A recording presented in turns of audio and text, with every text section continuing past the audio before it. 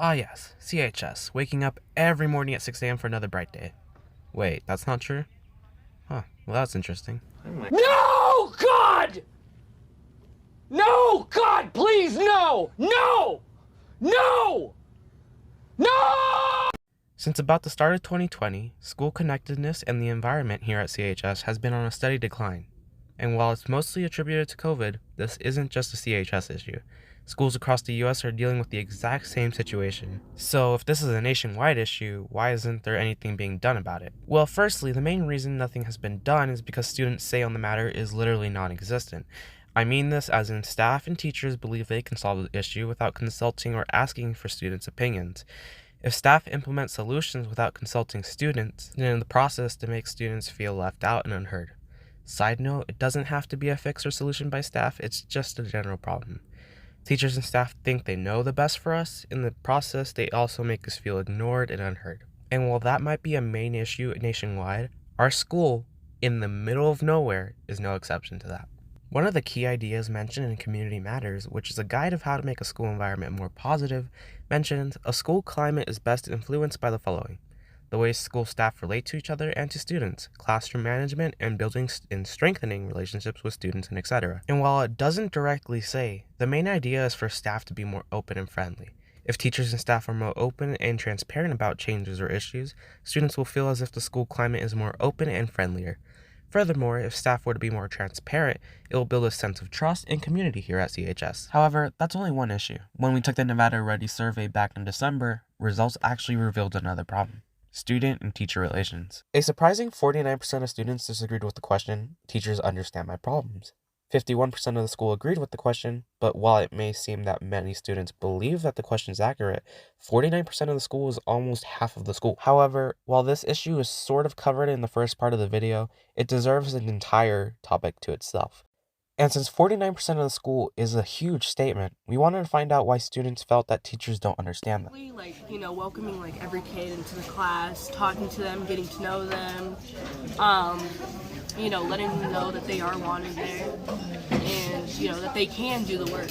So, just being aware of those things can make students Sometimes with students with IEPs, teachers don't tend to actually think about what their IEP is and why they actually support their IEP. Well, every teacher I have right now has made the classroom feel like a welcoming atmosphere, and they're just very genuine, and I think that needs to be the thing at the whole school.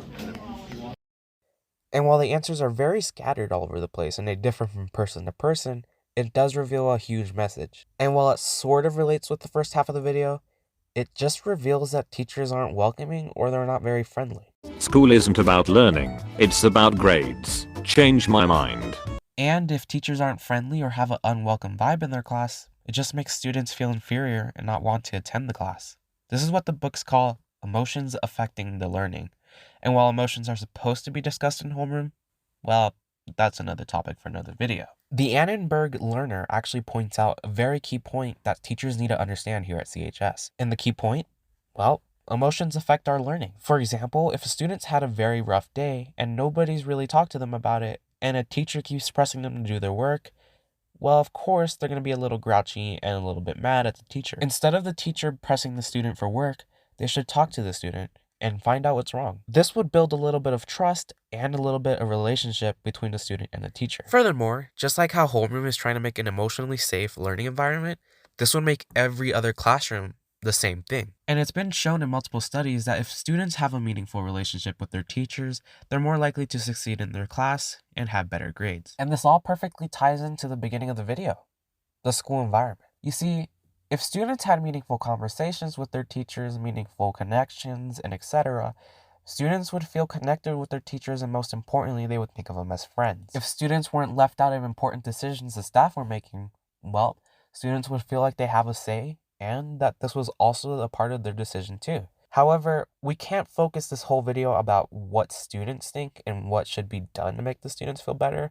We should also focus on the teacher side of it. Because if we truly want to make a better school environment and a better school connection with all of us in general, we have to focus on both sides. It can't just be one-sided. Furthermore, teachers can do things a bit differently too to make school a more positive and welcoming environment. As Victor said before, since the pandemic, the relationships between students and teachers have declined tremendously. And now, the big question is, how can we rebuild these relationships back up? According to the Nevada School Climate and Social Emotional Learning Survey students took back in fall of 2021, the overall result of relationship engagement was below the state and district average. If many students don't feel connected to the school, then how can CHS have a positive and welcoming environment? This is what some teachers had to say. I think that, the school's making an effort with the SEL stuff and trying to figure out the best ways to do that. I think for me, the best way to do that would be to have the state reduce class sizes, because I feel like I joke, but during our hybrid, when we had 15 students per class, at least in a studio art class, having 15 students was really nice. So it just allows that relationship to be built between teachers and students. So I think that would be the most logical solution, is that, classes around 15 to 20 students is the most ideal, because you can really build relationships with students that way. With 30, I get 3 minutes per student per class in a block period if I add it all up. So recently we had the homeroom assignment about respect, and I think that a lot of staff and students don't feel that they're respected. It's kids, saying and doing things that feel super disrespectful. We get calls from parents sometimes that are really harsh and don't take into account how hard we're all working. I think admin too. I worked at a school once where the principal a couple times a year just walked in and patted me on the back and said, "Thank you for what you're doing. I see how much you do above and beyond, and I appreciate it." That meant the world to me, and just kind of letting people know that you appreciate them at all levels. I mean, letting the kids that are great in your class say, "I appreciate you. You help with the conversations in class," or, just that mutual respect and care for each other would go a long way, to make this. Although many students do have connections with their teachers, many other students don't. And if we want CHS to have a better learning environment, the school as a whole should feel welcomed and connected. According to the survey, students who have supportive relationships at school and students who feel connected to their school are more likely to succeed. They have better attendance, grades, test scores, and persistence in school. Another idea to make Carson High School a better environment is CHS should get student inputs when implementing any kind of change that's going to affect students. For example, CHS implemented homeroom, a class to make students build connections and to make them feel emotionally supported.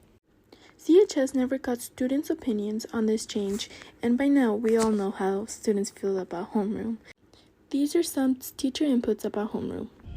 This year we instituted homeroom, and I think that goes a long way for both students and for teachers to learn how to communicate with one another and how to just recognize one another just as humans. And it gives an opportunity for the students to have a small group where they have every student should have at least one adult on campus that they can go to for questions or help or support, and hopefully homeroom is one way we can do that, improve those connections.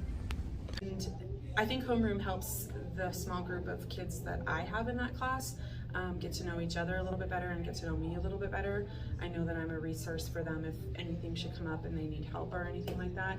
I don't know that homeroom is widely accepted or loved, but I do think it's a step in the right direction, and I think that it's helping us build relationships with our students and hopefully helping build some different respect levels around the school.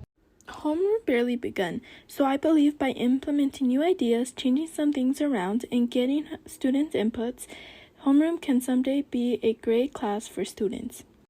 Some things teachers can do to make CHS a better environment for students is greet students as they walk through the doors, make them feel welcomed, Talk and listen to them. Find what they are interested in.